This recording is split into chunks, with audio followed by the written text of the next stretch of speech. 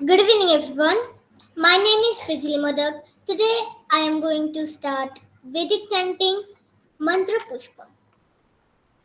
Om Yopam Pushpam Veda Pushpavan Prajavan Pashuman Bhavati Chandrama Va Apam Pushpam Pushpavan Prajavan Pashuman Bhavati Ya Evam Veda Yopamayatano Veda Ayatanavan Bhavati Agnirva Apamayatanam Ayatanavan Bhavati Yo Ognirayatano Veda Ayatanavan Bhavati Apo Va Agnirayatanam Ayatanavan Bhavati Ya Evam Veda Yopamayatano Veda Ayatanavan Bhavati Vayurva Apamayatanam Ayatanavan Bhavati Yo Vayurayatano Veda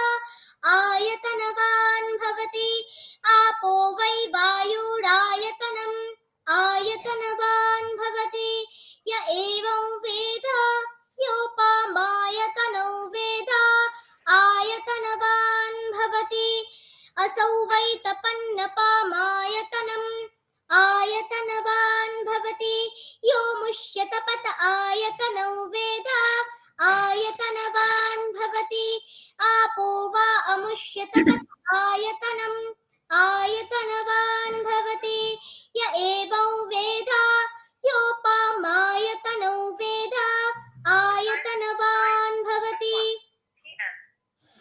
Chandrama Va Apamayatanam Ayatanavan Bhavati Yaschandramas Ayatano Veda Ayatanavan Bhavati Apo Vai Chandramas Ayatanam Ayatanavan Bhavati Ya Evam Veda Yopamayatano Veda Ayatanavan Bhavati Nakshatrani Va Apamayatanam Ayatanavan Bhavati Yo Nakshatranam Veda Ayatanavan Bhavati Apo Vai Nakshatranam Ayatanavan Bhavati Ya Evam Veda Yopamayatano Veda Ayatanavan Bhavati Parjanyo Va Apamayatanam Ayatanavan Bhavati Yah Parjanyasyayatanam Veda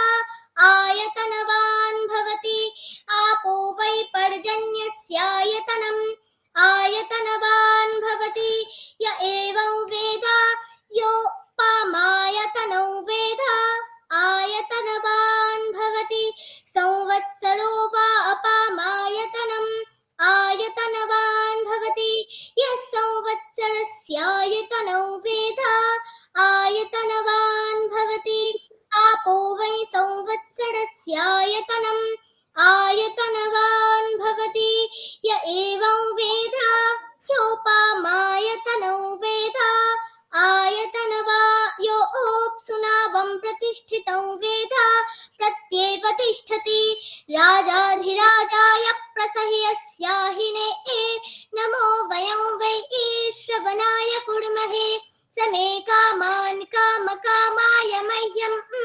Kameshvaro Vai Shravano Dadatu Kuberaya Vai Shravanaya Maharajaya Namaha Om Shanti Shanti Shanti. Namaskar.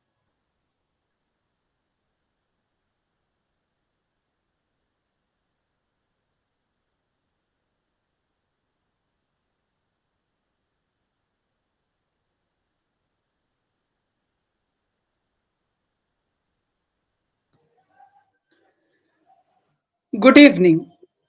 Myself, Shauradip Odhikari. Respected Dr. Madhuri Sharon, esteemed guests, and dear participants, a very warm welcome to all of you to this insightful webinar presented by Modok Trainer Academy.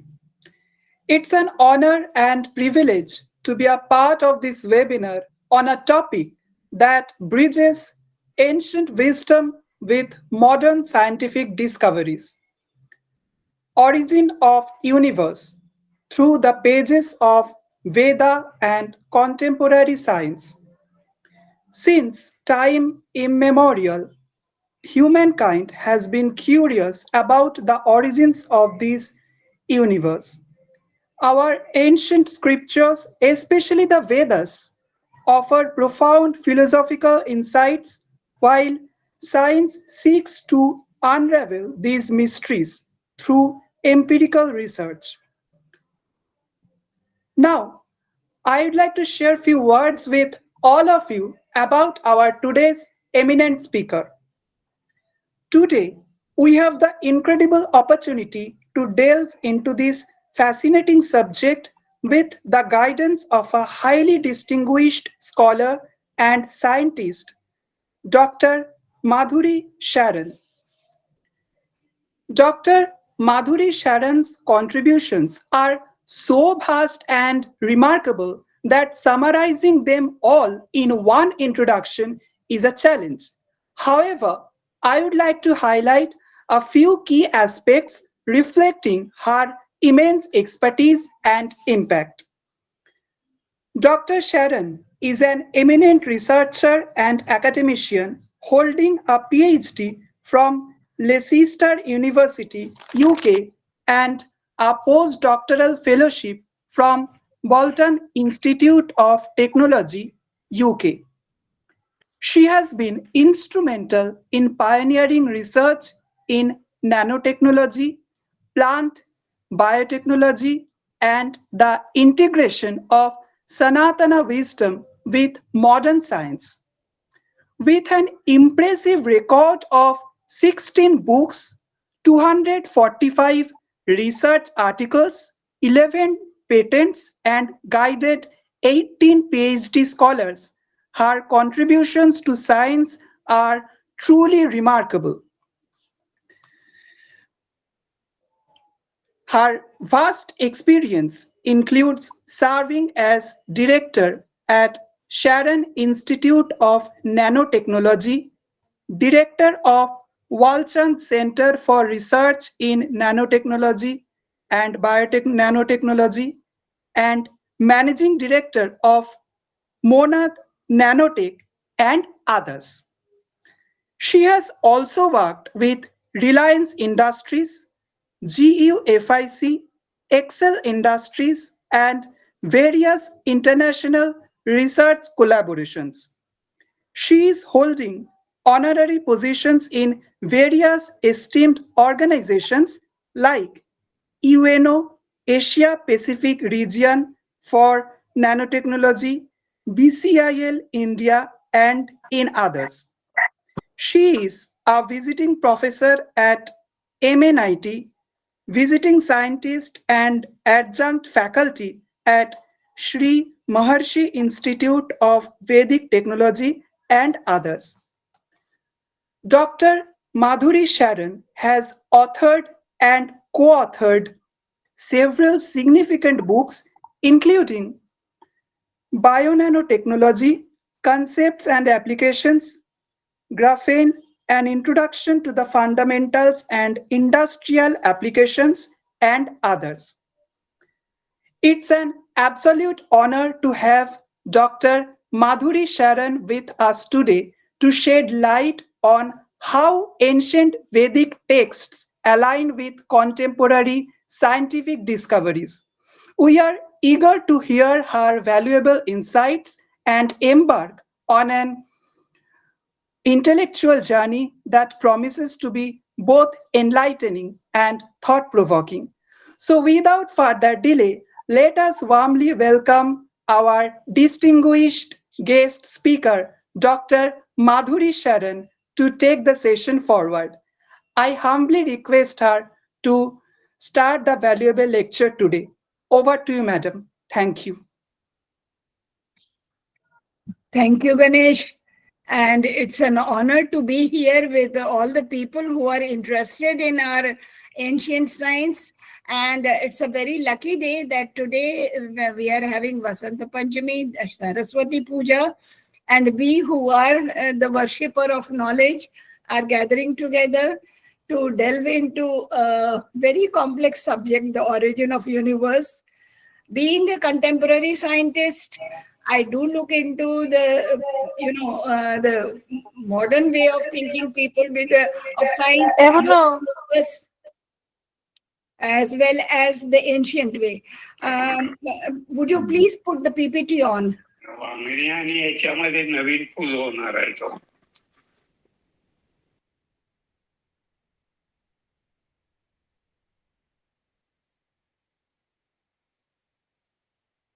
Can you increase the size of PPT and decrease mine?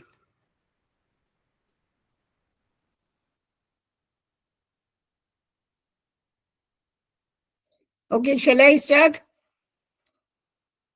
So, as I please.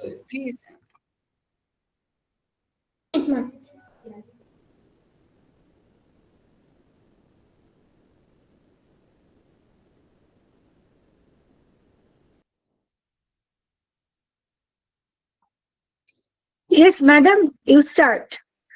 Okay, thank you. It is told to you that my topic of today is origin of universe through the pages of Veda and contemporary science. If we look at both, because suddenly if I take you all into the Vedic era, you may not be able to grasp all the things. So let me start with the contemporary science first. Okay, next please. The thing is what I'm going to delve into this, but first Saraswati ji, today it is her day, so we must put our obeisance to Saraswati ji. And Saraswati is the only goddess who is mentioned in Veda. No Radha, Krishna, Sita, nobody is mentioned except Saraswati. So she is a Vedic entity, and her knowledge is so sweet that we made her a lady and put a Veena in her hand because Veena's knowledge is very sweet. We put white clothes on her because she had very graceful knowledge. So these are all our interpretation, but she is a very special energy. And there is one shloka that I chant every day, and that या देवी स्तूयते नित्यं विबुधैर्वेदैः पारगैः सा मे भवतु जिह्वाग्रे ब्रह्म रूपा Saraswati. If you worship her every day, she will be there on your tongue tip whenever you need. She empowers you so much. Next, please.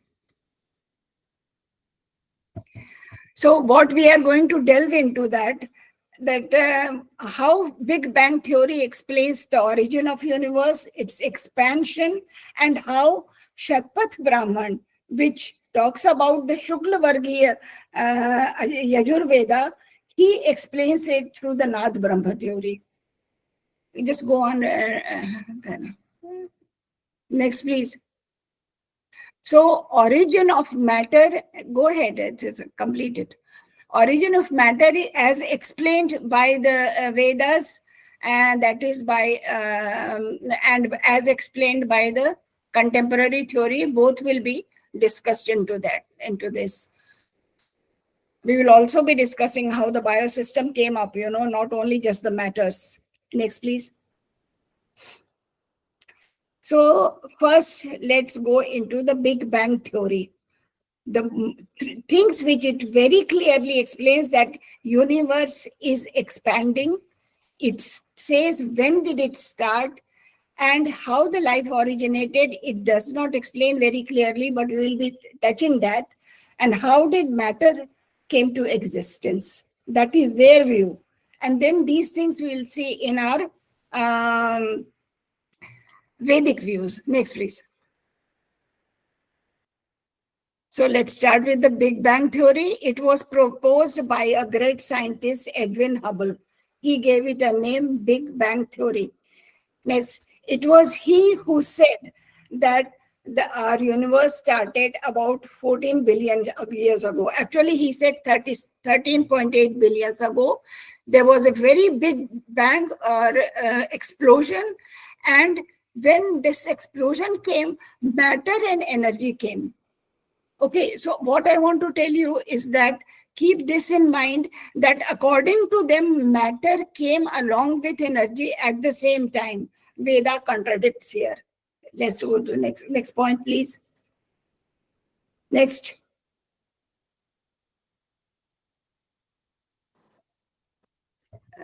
Excuse me, ma'am. No. Go back. You have missed many. No.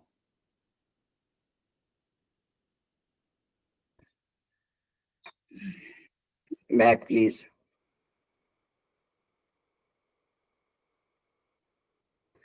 You know, when a new slide comes, just click 1, 2, 3. Can I show it? I mean, okay. So what it said that about? Okay, go ahead. Next, and give it 3 clicks, 3, 4 clicks. Huh? So about 14 billion years ago, he says there was a big bang. Matter and energy both came. He said that these particles, they filled the universe like an embryo. That was the seed of that. And they started expanding. He has given an explanation of expansion. According to him, next please, when there was a big bang, that time the temperature was very high. And because the temperature was very high, whatever matter he is talking about, they started going away from each other. So they were expanding at that time very fast. But then suddenly it started to cool down very quickly. Within fraction of a second, they started to cool down. And when it was cooling down, the matters started hitting each other. In that process, again, he says energy was created. And next, please. When they were hitting, they were coming closer, contraction. So he says that, you missed one slide. Anyway, so he says that when the matter collided, at that time, there was matter and antimatter, both were created. Can you go back to the previous slide? I think you have missed one slide. Gargi, go back, I said. That's why I said, you should have made it clear that I operated. Then it becomes very...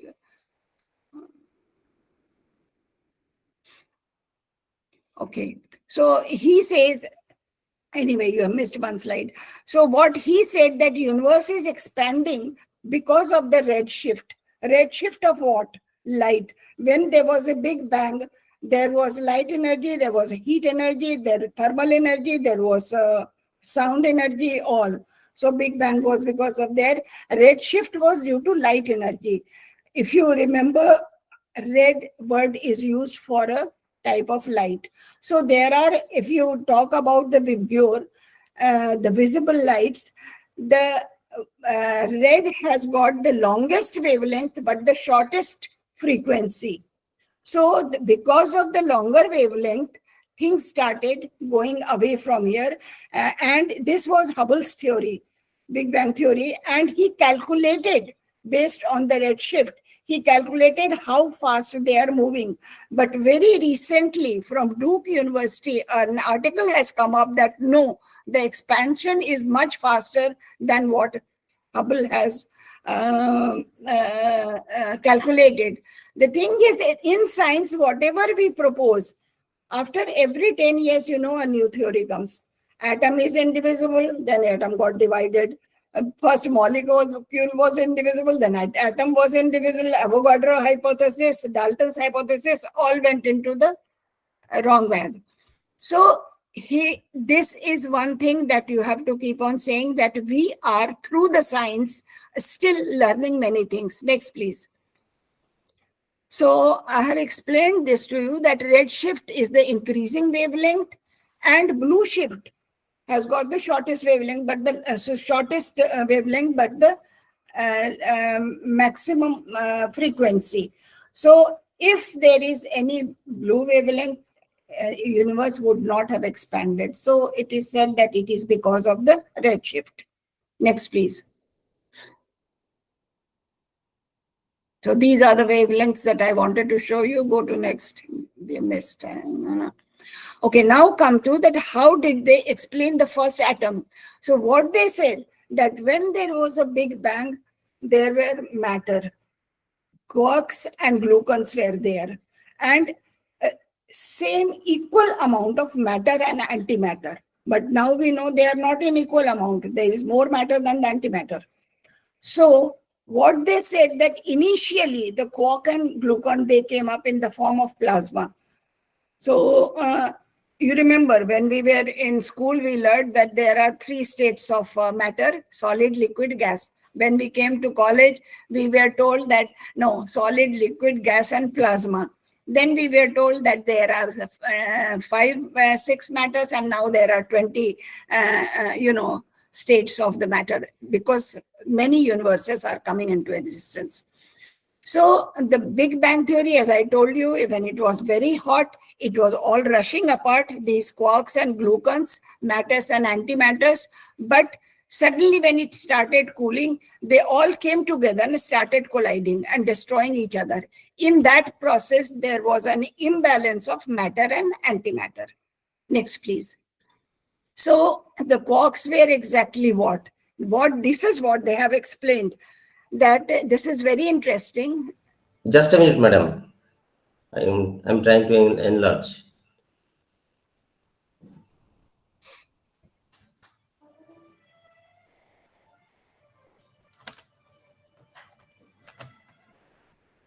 Can you give me the thing?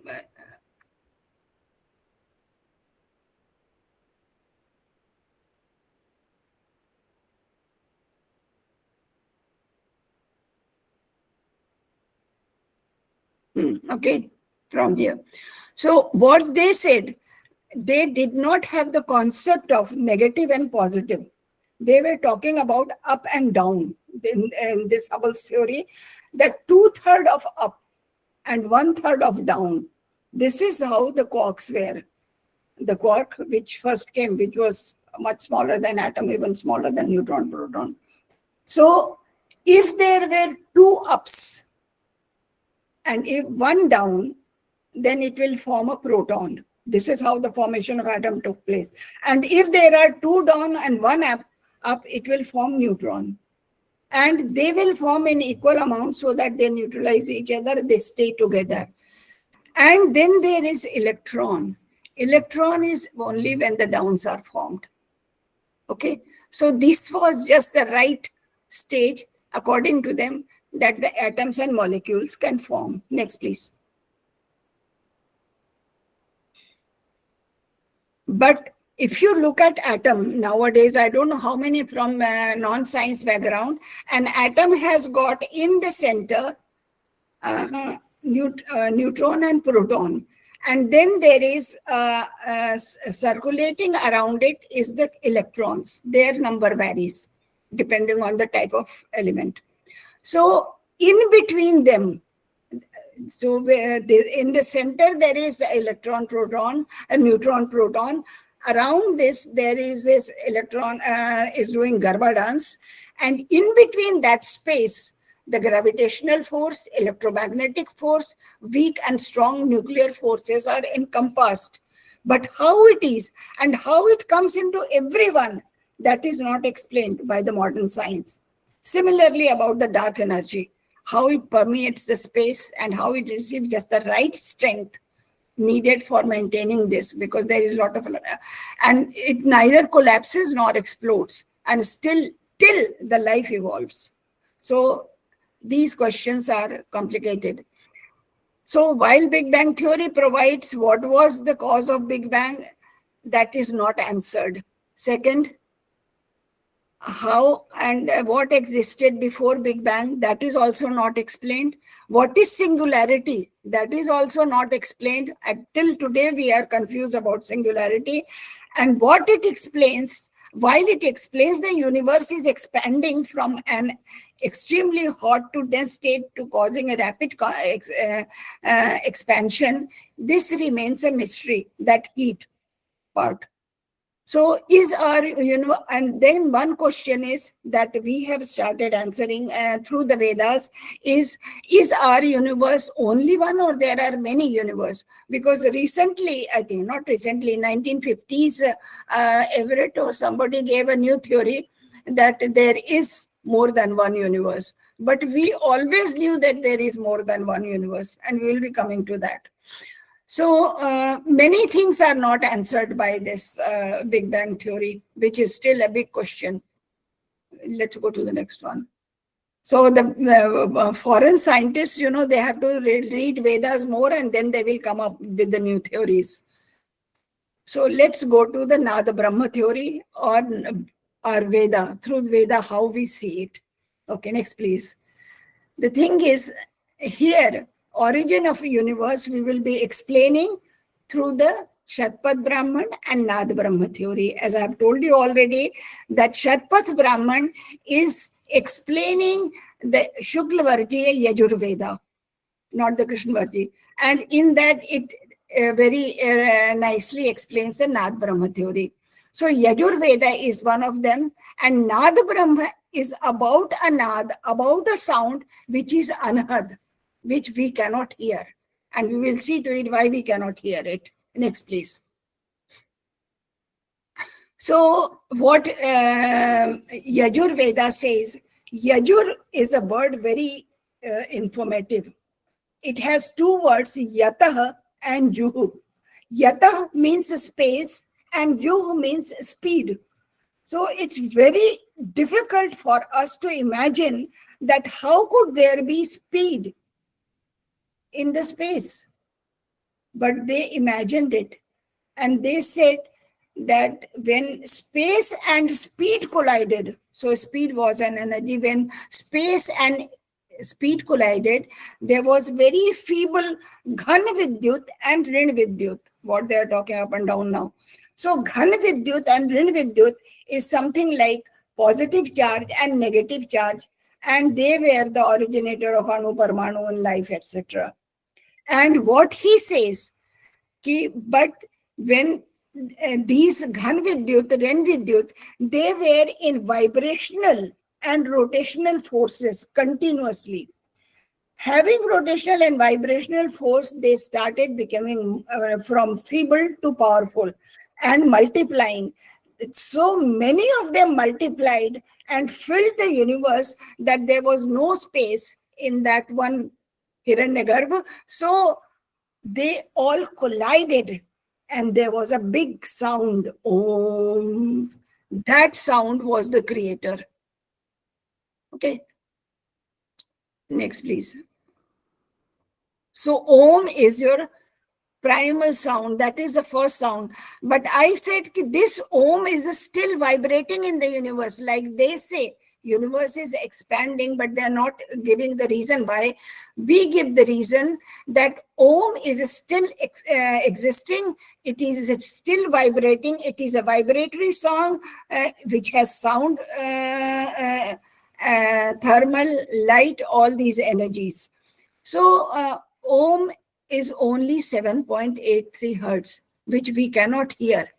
For our ears, we are very only 2D strand DNA. Human being has very limited capacity. Our 5 Gyanendriya cannot understand everything because we have to have 20 hertz to 20 kilohertz limit to hear anything. So this we do not hear. Then how did Vedic scientists, they got hold of this?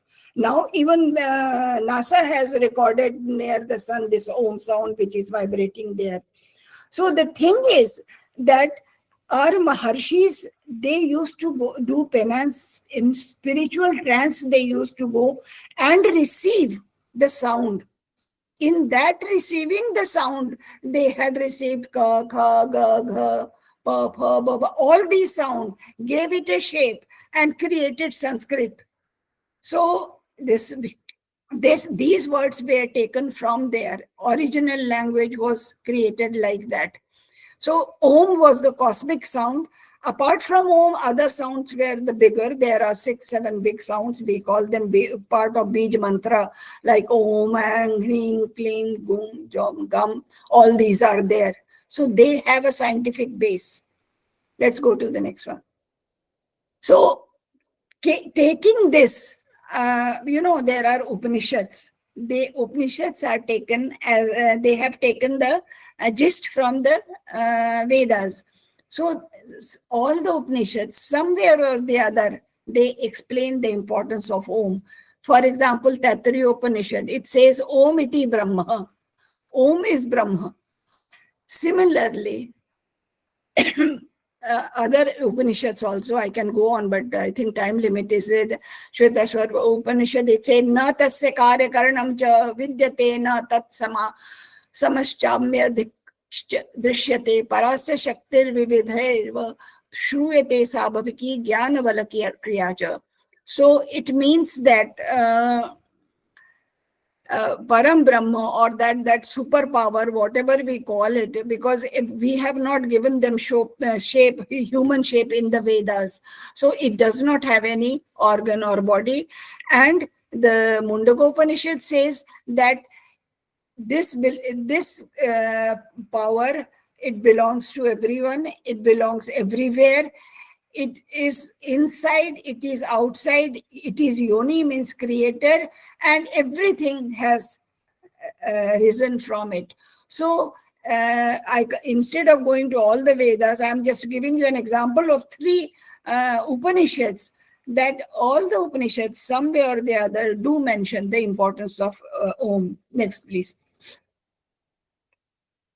Now, let's come to little bit of collaboration of contemporary science and our science. If you can see this figure, as you can see that this is the quantum fluctuation area where the Big Bang began and inflation became. And then there was one area of dark energy area which was dark, and then after glow of light came. But after glow of light ke baad, again there was a dark area, and then the first star, Savita wall, they call it, that originated. Savita is different from Surya. Okay. Now, if we remember our scriptures, it says Brahma created universe in his night, one night. Brahma's one night is much bigger. So this I am correlating with Brahma's night.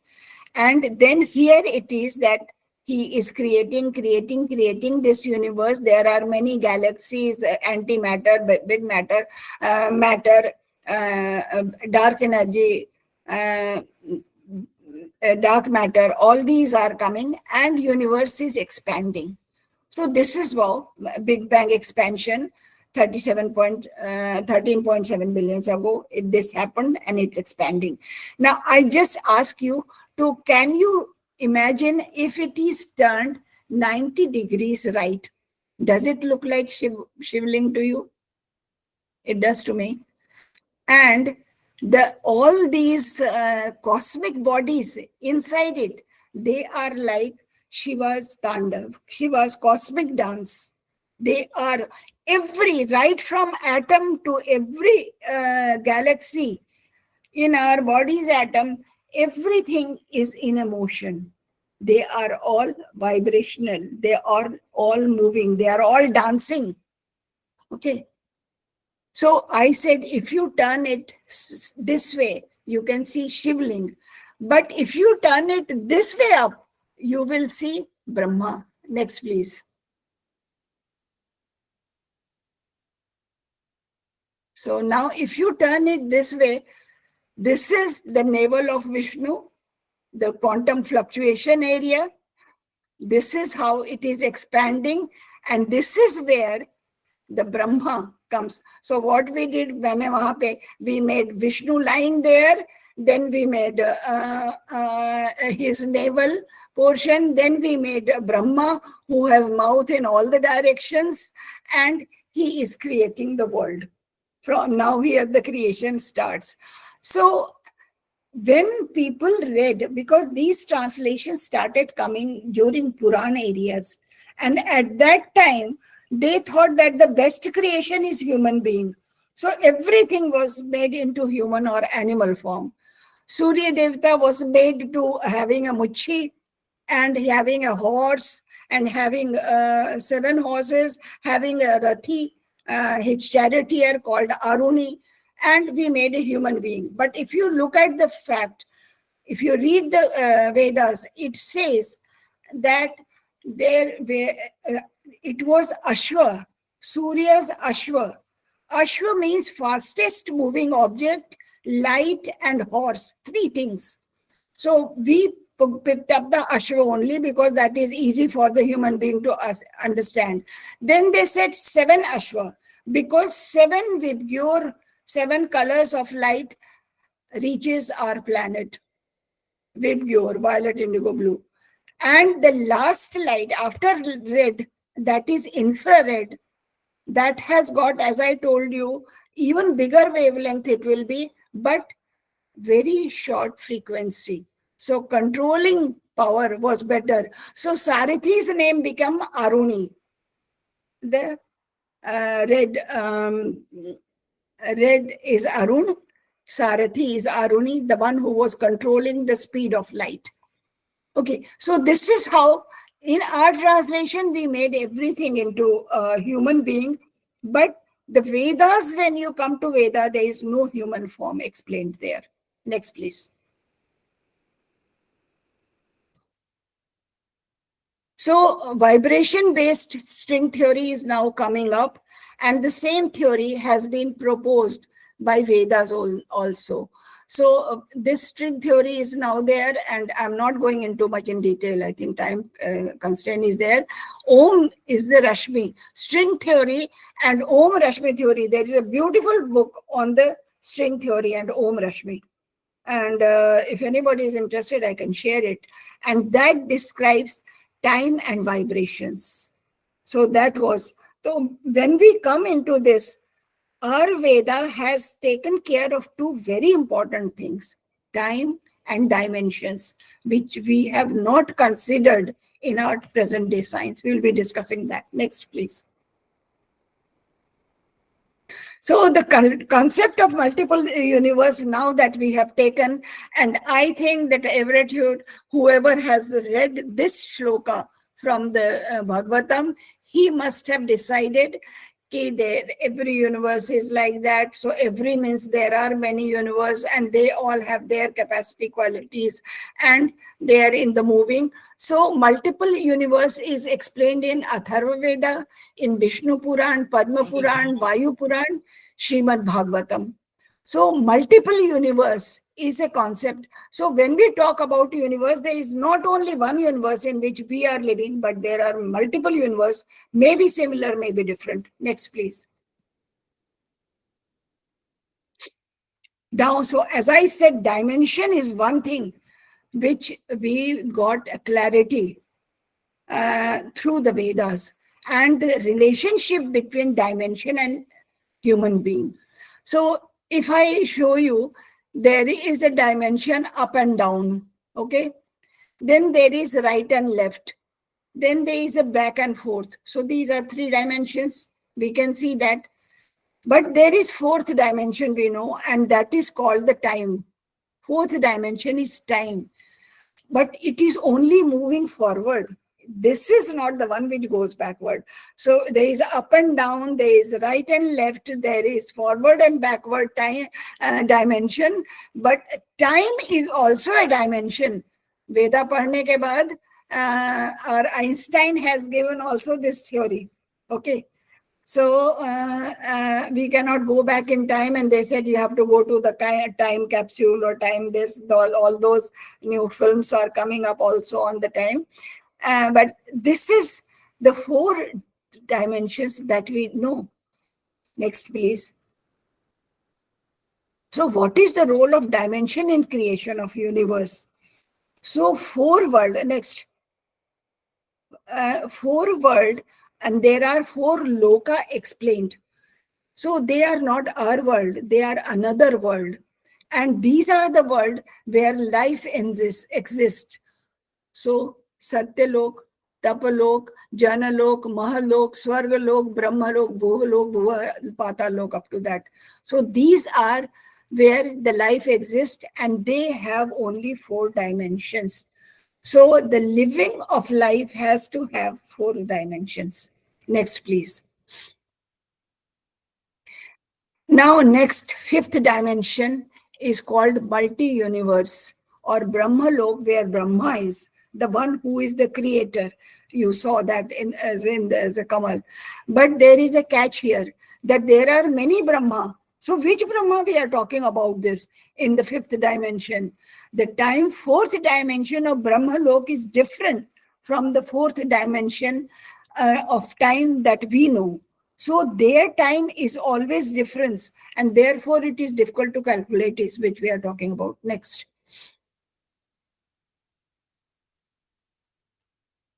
Now, 6th dimension is where Mahavishnu lives.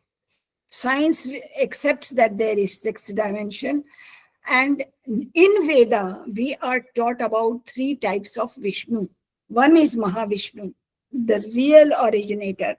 Then Garbhadoshai Vishnu, which creates multiple direction, having 6th. And then our Vishnu, the Shir Sagar Vishnu. Next, please. There is one more in this click. It is Shir Sagar Wala Vishnu, that the Vishnu that we know, that one Vishnu is lying and the lotus flower is coming from that. So our Vishnu, why it is called Vishnu? Vishveti Vyapnoti Iti Vishnu, which pervades everywhere, that is Vishnu. Then when we talk about our Vishnu, we say there is Shiv Sagar. It will be explained when I come to the Hiranyagarbha Suktam. It signifies unmanifested universe. Not Shir means milk or water. Next, please.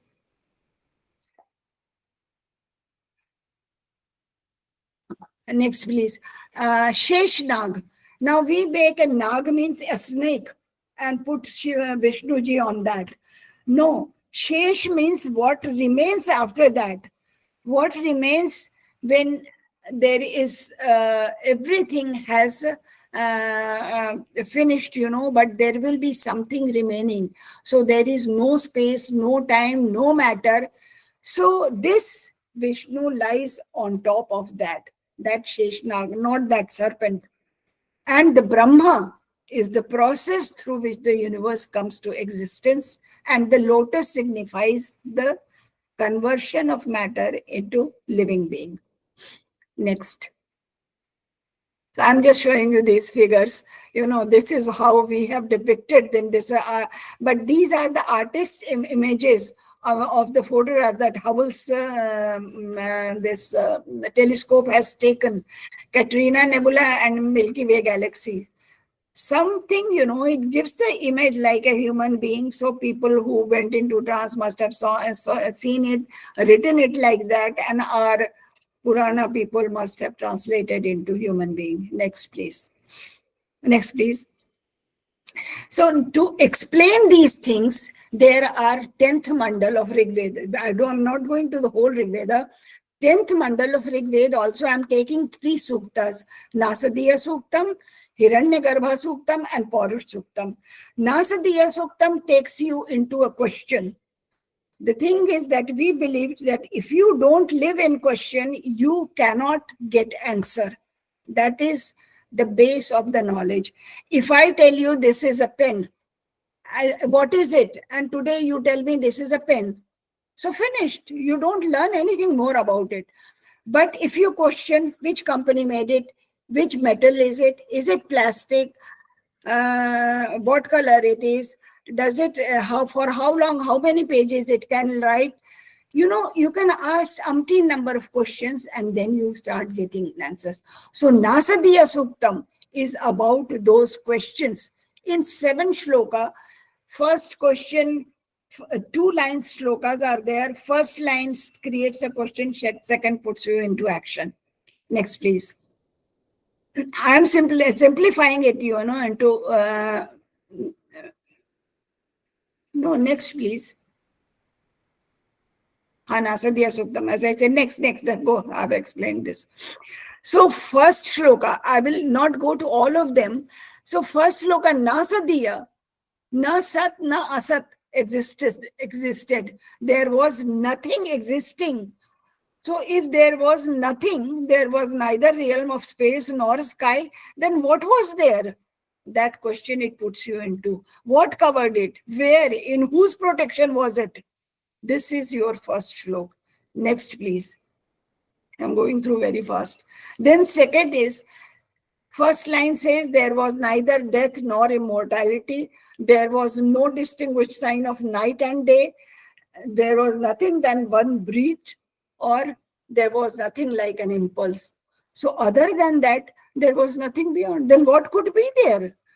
So this was second question was, that's very interesting because, go back please. That death means death, immortality, human death named. It is a destruction, pralay, and immortality, something which is there will live forever. Night and day, darkness, it was also later explained of two different types, dark and dark, like that.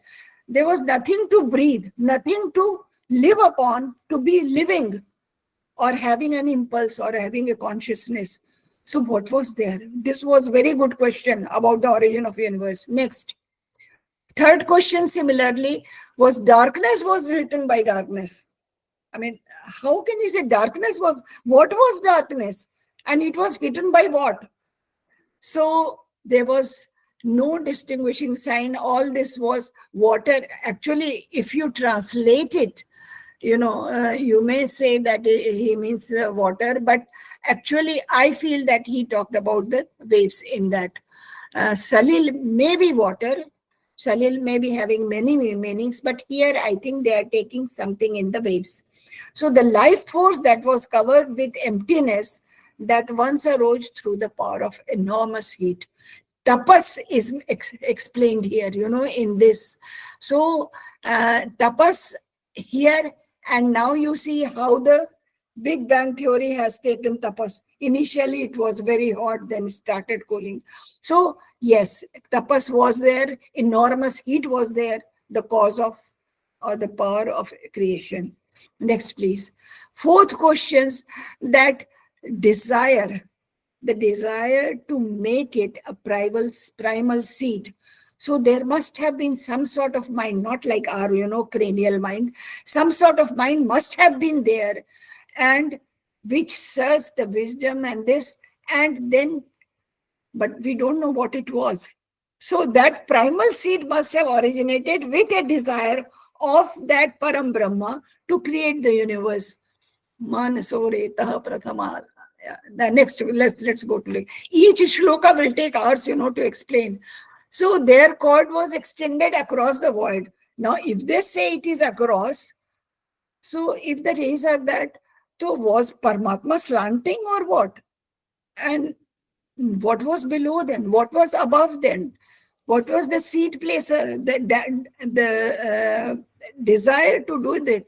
Where the power and focus came from? All these things, they are giving forth of impulse that we mentioned above.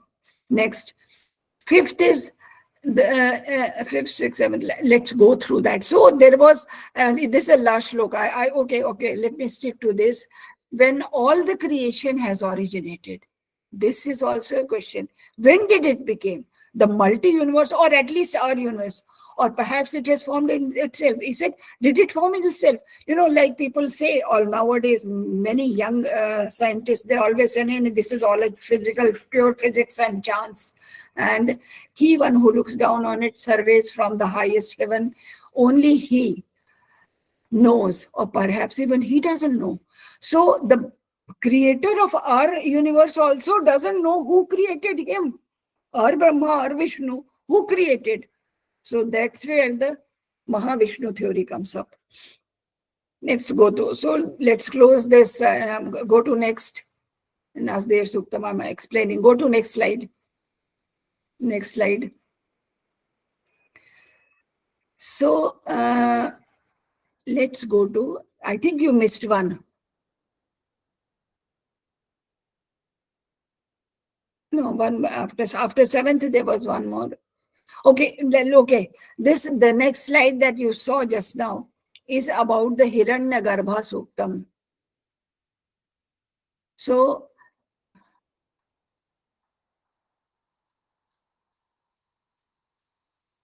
no, and after 7, not before. After this, yeah, I think one slide. Yeah, Hiranyagarbha Suktam. This is current cosmological model, also says this, what Hiranyagarbha Suktam says. And universe was compressed into gravitational singularity, so-called, go to the next. I think this time I will not go into the details because there are 16 shlokas. But the first one is Hiranyagarbha Samvartajagare Bhuta Sachatarek Asit. In the beginning, around Hiranyagarbha, there was something like a golden egg that appeared. And what it was, the one Lord of all created being, he created it, he established this. What God shall we adore? But here also, in the beginning, he says, which God made it? Kis Bhagwan ko hum puja kare? Kiska hum obeisance kare? That question starts in Hiranyagarbha's first suktam also. Let's go to the next. So, role of time. I told you that our Veda has given two very important things. One is dimension and another is kalpa or time. So, as per Veda, two kinds of times are there. One is avachya, which is unlimited. It doesn't have a form, we call it nirgun. So, avachya, that time is unlimited, unmanifested state of Brahma, when Brahma didn't create anything, but that unmanifested time then slowly gets converted into Vachya. Next. Click. Vachya is limited time. So first one, Avachya, was unlimited. Time decides the creation, and which extends into form of universe, and universe assumes the sagun or manifested state of Brahma, which we know. This is what it explains. Click, click. So prior to creation of this kalpa, Param Brahma or indescribable power, we don't know, don't make it a human being, created water.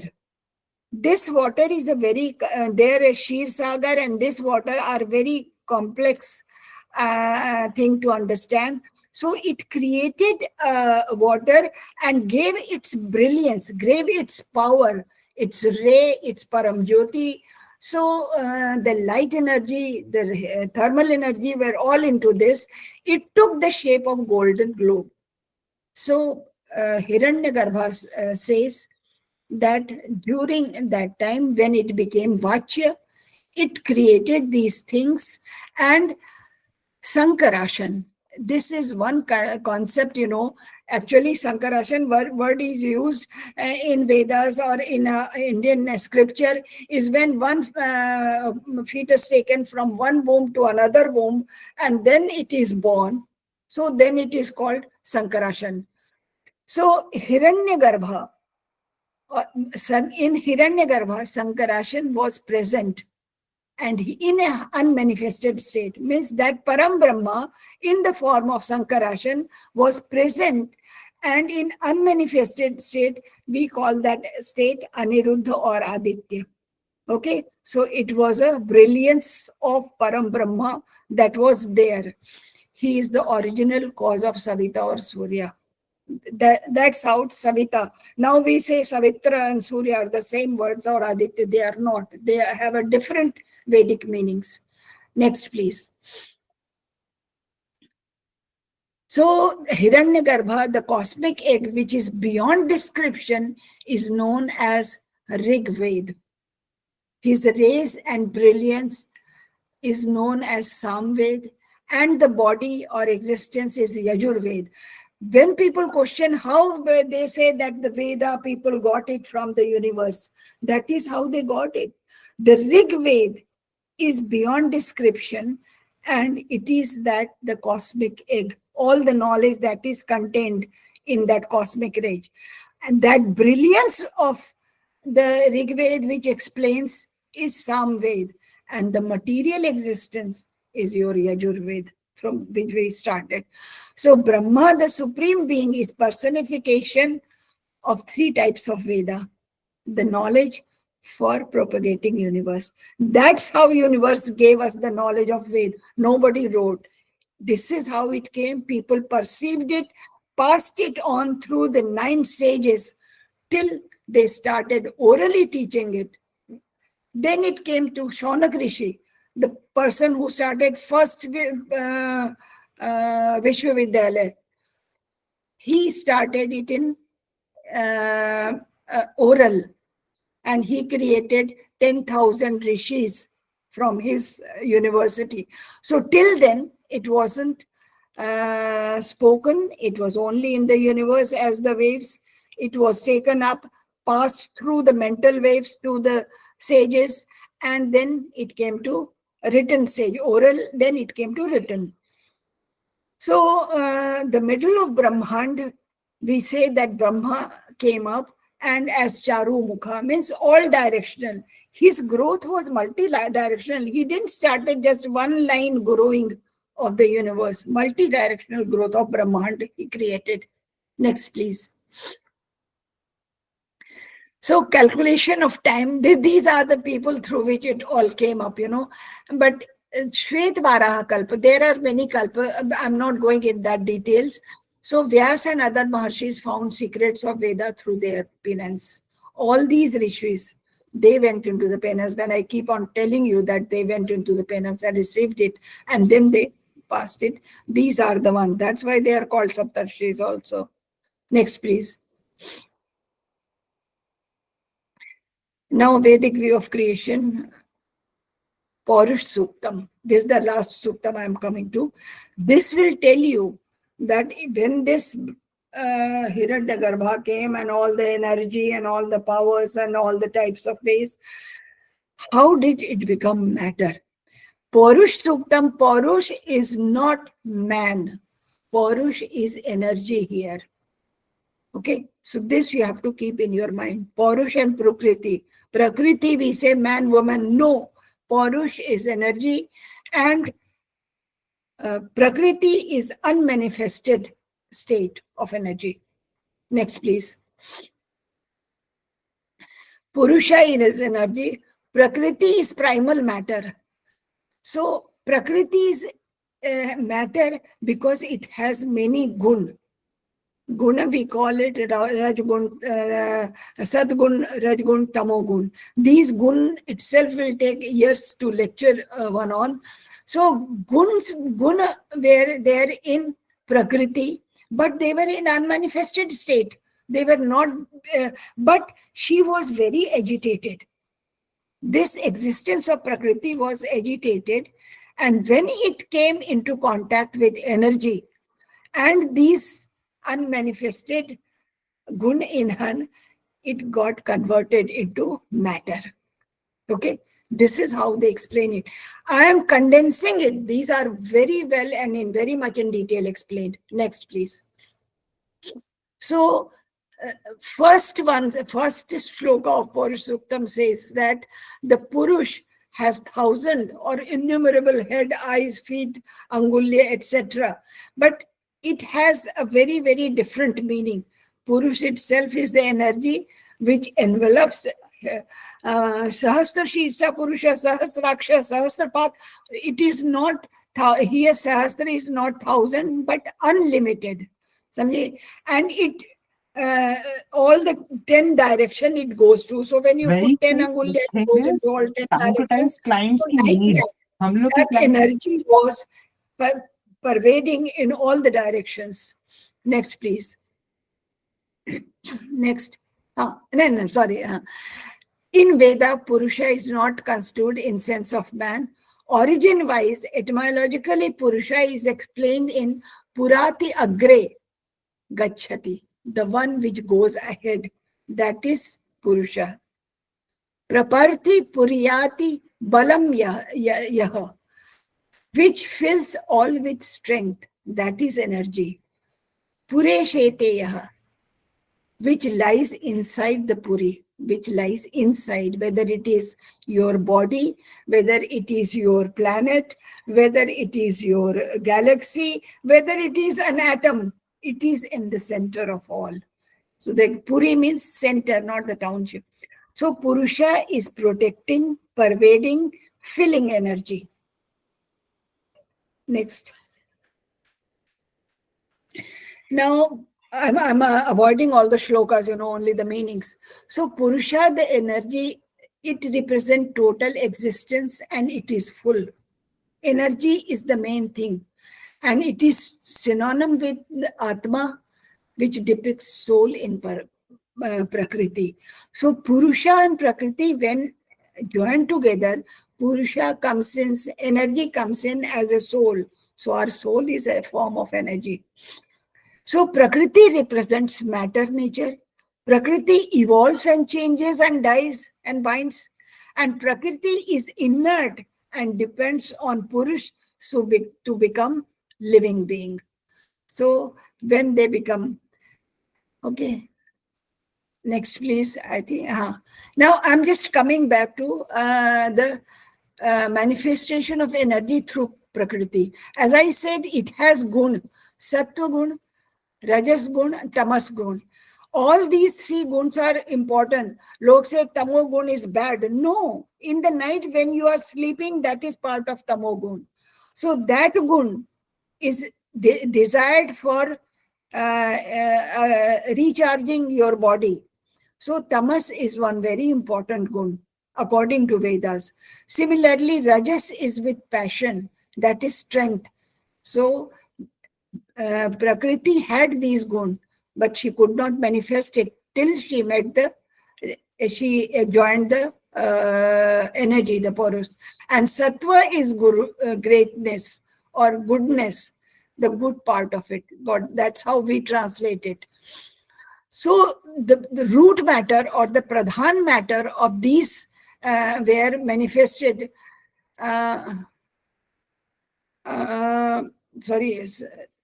Okay, so manifested through three ABCs. How these are manifested? Through ahankar, buddhi and chit. These three are added into it. And when ahankar, that ego, I can do it, and buddhi, with intelligence, how to do it, and the mind decided to do it, this created Panch Mahabhut. With the combination of these, Panch Mahabhut was created, Shiti Jala Pavak Gagan Samira. And don't say Jal is just the water. Jal is something which has maximum energy. Just break one atom of water and you know how much energy you can get. And this Panch Mahabhut creates life. This is what is explained in our Purush Suktam. Next. So primal seed Purush from sacrificing with, actually, if you read it, it says that Purusha sacrificed itself. And then, lekin, he was a sacrificer, he was the victim. So sacrificing ka name wo yagya nahi hai. This is not that which Vedic sacrifices people have translated into. The sacrificer, that means he is losing his entity by joining Prakriti to create something new. Okay, so who did it? The sacrificer did it. So these are the three things. I mean, I can go on Panchabhuta itself. Shiti is the space, ether, sound and air, for which we are given ear with this quality. Jal is water, taste, tongue. So from Jal, all these qualities come. Pavak is a fire which gives light. You know, the first shloka of Rig Veda is Agni Mile Purohitam. First shloka itself is about worshipping Agni, because Agni has three forms of wavelengths: light wavelength, heat wavelength, and sound wavelength. So it energizes the eye, the capacity to see it. And Prithvi is your skin. So from Panchabhut, how things come, And then Samir, what is Samir? The air, the nose, which not only smells it, but which receives it for the survival. Now, this is again a very big topic. I'm going to condense it here because you cannot give this lecture, in 1 hour. Next, please. Now, let me show you how science today explains the living being. What they said, this is DNA. So, what is DNA? There is a sugar, ribose, there is phosphate, and then there is a nucleotide. What is it? DNA, deoxyribonucleic acid. So these three are three chemicals. There is nothing great about it. They are not living. When they come together, suppose one atom, one molecule of each comes, say nucleic acid, adenosine comes. So adenosine monophosphate. Still it is a non-living creation. But when many of them come and 5 types of nucleic acid comes together and they join with the help of hydrogen bond, with the help of van der Waals forces, with the help of covalent bond. So each bond has different length and 2 of them come together, such adenosine monophosphate and others, and then they come, but because they have different bonds, so they become twisted. So that's how we say that this formed. Fine, this is how it became living. But why it becomes living? It becomes twisted, I understand. But how come it becomes living? It can propagate, it can multiply, it can store information for generations. And then it creates a semi-living molecule called protein. That protein then creates non-living molecules. So this is what the origin of life science of today explains. But as you can see, many questions are unanswered. The capacity of this living being, which we get answer into the Paurushoktam and concept of Panch Mahabhut. Next. So I leave you here. Go back, please. Because you have to question contemporary science or you want to accept it fully is totally yours. It's how much we receive from Veda. If you read Veda, one thing I must tell you, I was unlucky that I did not have a guru to teach me Veda. I bought it when I was 35 years old. And when I first read it, I found all the Vedas bakwas. So I went to my husband and told him why people praise it so much. He said, then why did you buy it? Why are you reading it? I said, why? Einstein read it, Oppenheimer read it, Tesla read it, Max Planck Muller read it. So I thought, I'm a scientist, I'll read it. And he was my real guru. He gave me one sentence. Okay, go and read it through the eyes of a scientist and you will understand. I was in the Grihastha ashram. I couldn't go to Himalaya to get a guru to teach me. So it was all swadhyay that I got. So you will be finding a lot of mistakes in my teaching today, but accept it. In 100 years of life, we cannot understand Veda more than that. Thank you very much.